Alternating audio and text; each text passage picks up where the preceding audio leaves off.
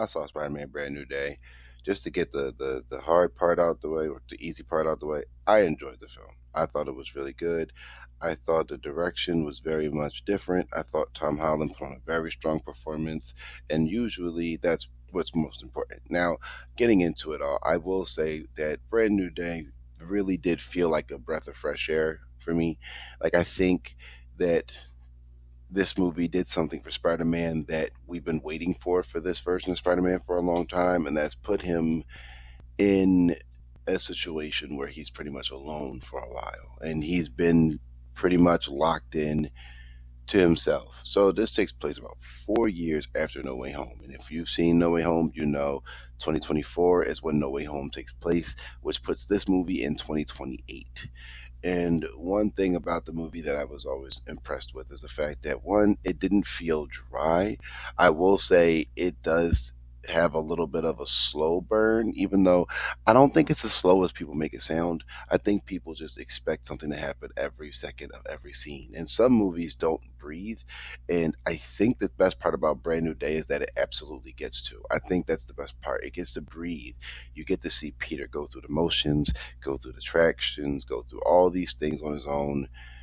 You get to see that he's at least working with the police directly, which is nice. He's not leaving the police around. He is saving people, he's helping people, and that's nice. That's a good thing for him. I do think the isolation part is the part that makes this first half hour to 45 minutes very somber feeling and a little bit understandable given the events of No Way Home. You know, May's dead, and he doesn't want to do that to anyone else, so he separates himself because being Spider-Man means everyone's in danger, and being Spider-Man means you got to make the hard decisions even if it hurts.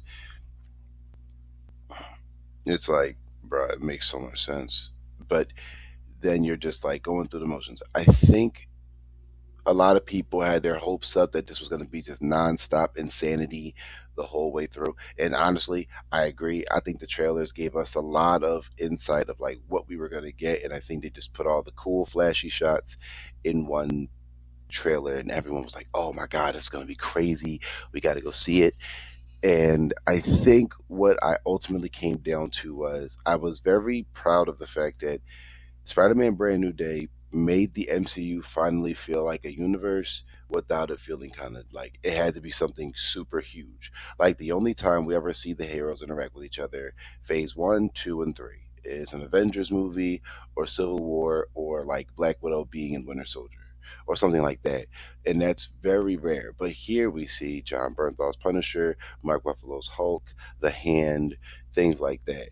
And I'm not going to say one of the spoilers because I think they did a good job of hiding this person. And I will say that I did not expect to see that person at all. So, like I said, this is not really my spoilery. This is just like a little small tidbit, insight on how I felt about the film. I will say that I am very annoyed at one particular part of this movie, and that is the Sadie Sink thing. I think that is probably something I wish wasn't in the movie. I think it didn't have to be. I also think this is probably going to frustrate me for a while, but I'm not going to give you guys a spoiler. I think I'll wait till Friday. I think I'll wait till next Friday. The first weekend's out the way. It's going to make like 800 something million at the box office.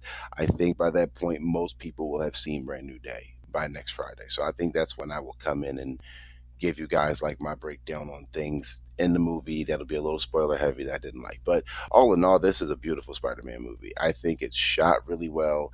It is very much a new direction. Sometimes when I was watching the Holland movies, I felt like the cinematography was a little flat, you know, just a little too straightforward. With this, it is so interactive, immersive, alive. Something that I haven't seen camera work for like this since Toby Spider-Man. Like just go into like the first time he starts to climb the wall, I like how alive the camera frames are in that sequence.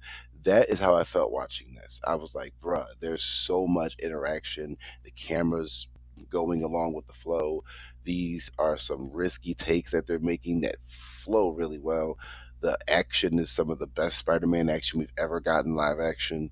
I think that the score, not so much the soundtrack, but the score is beautiful. I think the score for Spider-Man: Brand New Day is absolutely fantastic. It just brings that feeling of what we're getting to life.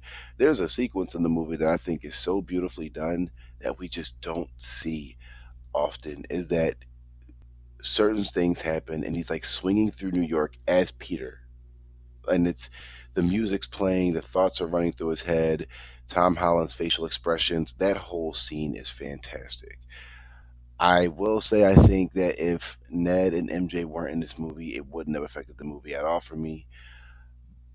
But I do think what we got as like a result was still pretty damn satisfying. And John Bernthal kills it like he always does, even if they were like, oh, he's going to be just like the Punisher we see in the Netflix shows or in Punisher One Last Kill. He's not. He's still toned down pretty much a lot. He's still very toned down. But John Bernthal brings it home like he always does. Mark Ruffalo was interesting to see. I don't really think the Hulk needed to be there, especially if you know what happens in the comics and something like that. That isn't what ended up happening. And I think like that was kind of like, okay, so this Hulk sequence is here, maybe just to sell tickets. I don't know. Maybe it was like, oh, people were tired of Smart Hulk or Hulk not being anything. So here's Savage Hulk finally after so long. I don't know what their intention was with that. I just don't think Hulk needed to be in the movie, right? Now I do say, as going into John Bernthal, I loved the relationship between Peter and Punisher. I thought Peter and Frank's whole interaction, things like that, felt really good. I thought like, hey, maybe Frank isn't a total douche, obviously, and he can just be difficult to work with, doing things his own way, and that's fine. I think that's nice to see. It is interesting. So now we have Spider-Man and Punisher interactions. We've had Daredevil and Punisher interactions. Now we kind of need Spider-Man and Daredevil, and then like all three of them in something. Now that would be awesome to see.